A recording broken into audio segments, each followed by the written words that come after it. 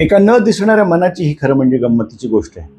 गंमत अशी आहे की हे मन जर चंचल असलं, अधीर असलं, अस्थिर असलं तर जगभरामध्ये उलथापालथी घडवून आणू शकतं, अराजकता माजवू शकतं, युद्ध घडवून आणू शकतं, एखाद्या राष्ट्राला बेचिराग करू शकतं, एखाद्या शहराला जमीनदोस्त करू शकतं, नात्यांमधले दुरावे तयार होऊ शकतात, नाती संपू शकतात.